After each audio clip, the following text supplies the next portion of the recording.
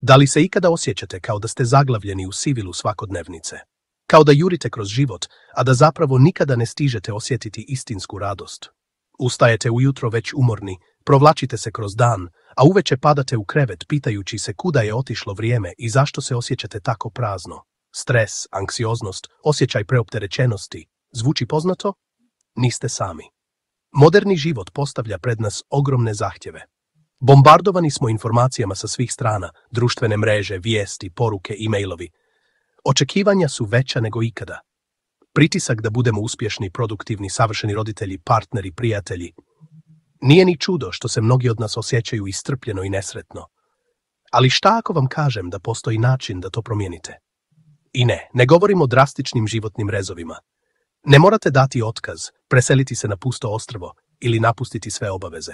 Ne morate meditirati sat vremena dnevno ili čitati stotine knjiga o samopomoći. Govorimo o nečemu mnogo jednostavnijem, a opet nevjerovatno moćnom. Govorimo o mikronavikama.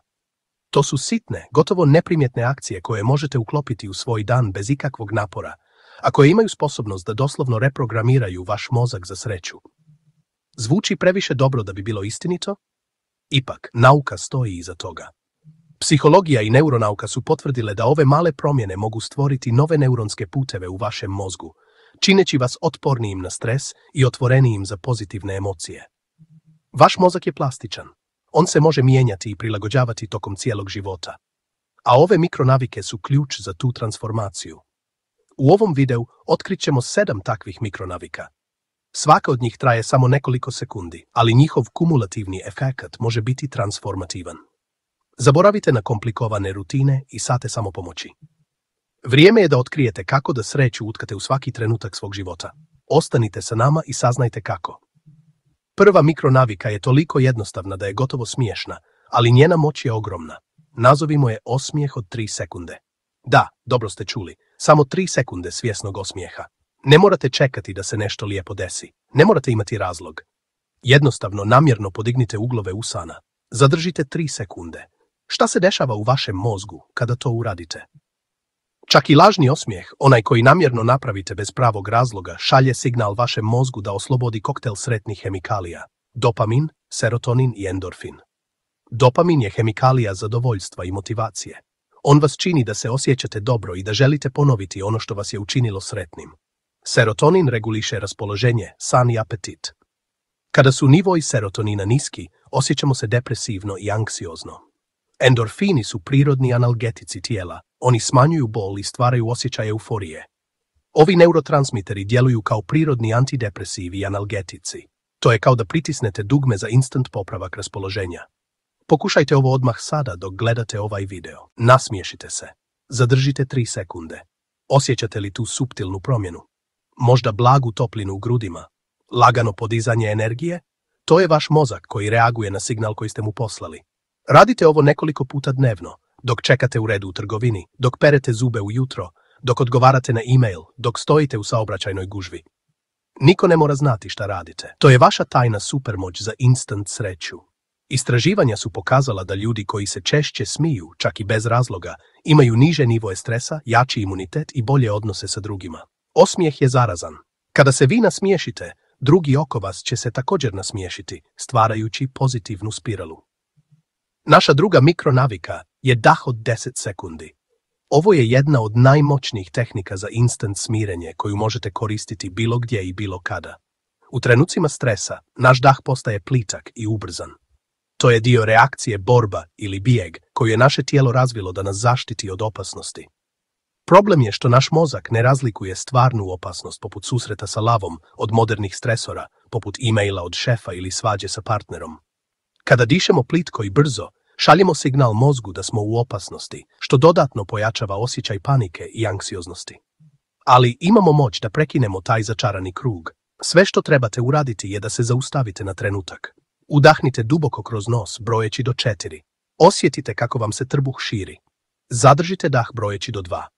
Zatim, polako izdahnite kroz usta brojeći do 6. Izdah treba biti duži od udaha, to je ključ. Cijeli proces traje samo 10 sekundi, ali efekat je trenutan. Ova tehnika disanja aktivira vaš parasimpatički nervni sistem koji je odgovoran za odmor i oporavak. Usporava rad srca, snižava krvni pritisak, opušta mišiće i šalje poruku vašem mozgu da je sve u redu. To je kao da imate daljinski upravljač za vaš unutrašnji mir. Koristite ga kada osjetite da vam stres raste, prije važnog sastanka, nakon teške konverzacije ili jednostavno kada primijetite da ste napeti. 10 sekundi je sve što vam treba da resetujete svoj nervni sistem. Ljudski mozak ima prirodnu sklonost ka negativnosti. Ovo se zove negativna pristranost i to je evolucijski mehanizam koji nam je pomagao da preživimo. Naši preci koji su bili oprezni i fokusirani na potencijalne opasnosti imali su veće šanse za preživljavanje, ali u modernom svijetu, gdje nam lavovi ne prijete iza svakog ugla, ova sklonost često nas čini anksioznim i nesretnim. Fokusiramo se na ono što nije u redu, na probleme, na strahove, na ono što bi moglo poći po zlu.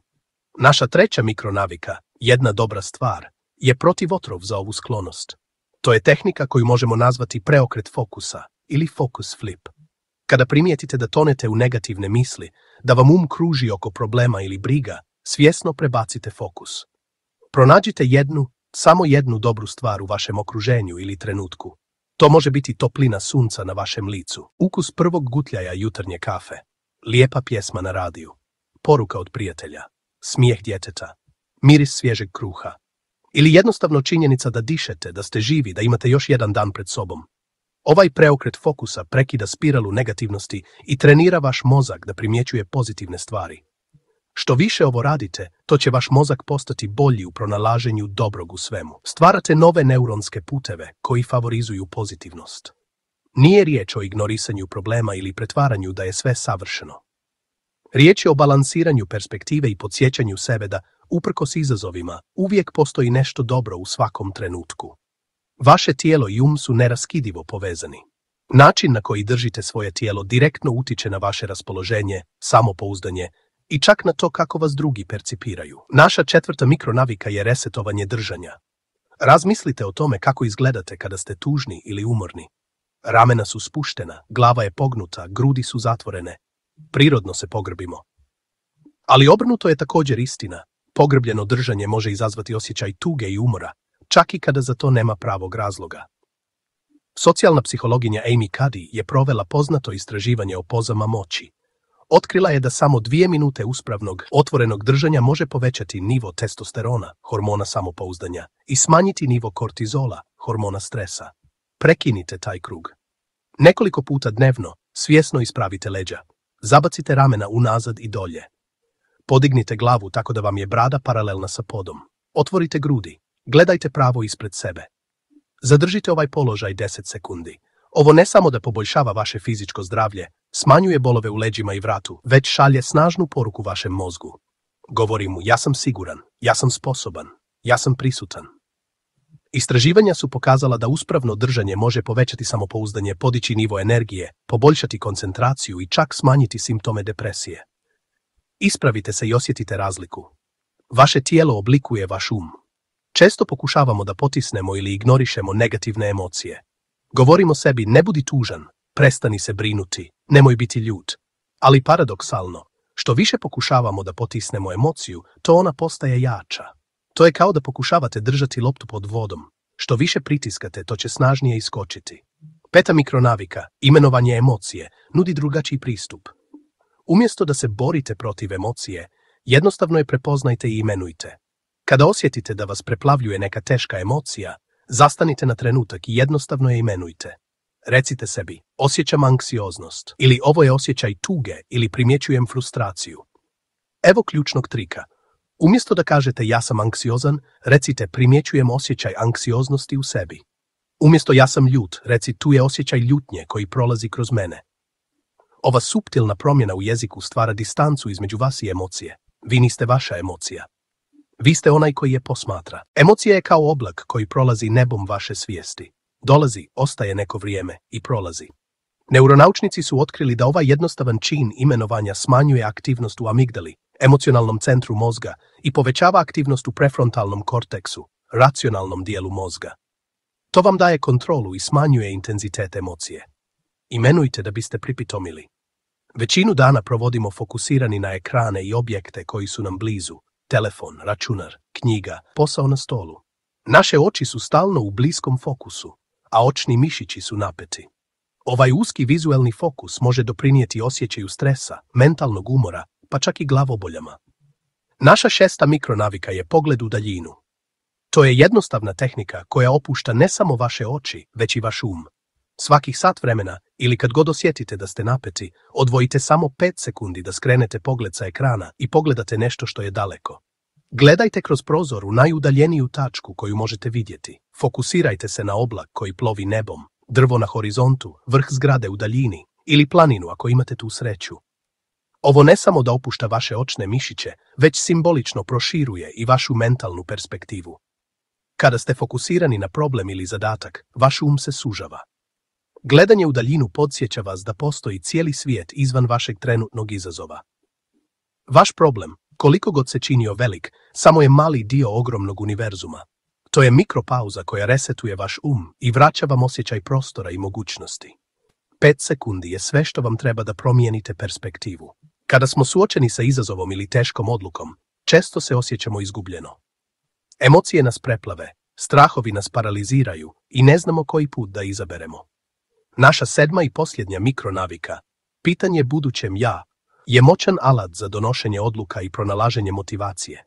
U trenutku neodlučnosti ili kada se osjećate zaglavljeno, zastanite i zapitajte se, šta bi buduće ja, sretnija, zdravija i mudrija verzija mene, uradilo u ovoj situaciji? Zamislite tu najbolju verziju sebe. Možda je to vi za 5 godina ili za 10. Zamislite osobu koja je postigla ciljeve koje imate, koja je prevazišla izazove sa kojima se sada suočavate, koja živi život koji želite. Kako ta osoba razmišlja? Koje vrijednosti slijedi? Kako bi se nosila sa ovim problemom? Ova tehnika vam pomaže da se izdignete iznad trenutnih strahova i sumnji. Daje vam perspektivu i podsjeća vas na vaše dugoročne ciljeve. Pomaže vam da donesete odluku koja je u skladu sa vašim blagostanjem i vrijednostima, a ne samo sa trenutnim emocijama. To je kao da dobijete savjet od najmudrije osobe koju poznajete, od sebe samih. Jer ta mudra, sretna, ispunjena verzija vas već postoji u vašoj budućnosti. Samo trebate pitati. Za nastavak teme u komentar ostavi dalje. A za još sličnih videa klikni na link ispod ovog videa. Ne traži još jedan savjet, zaprati i radi ono što djeluje.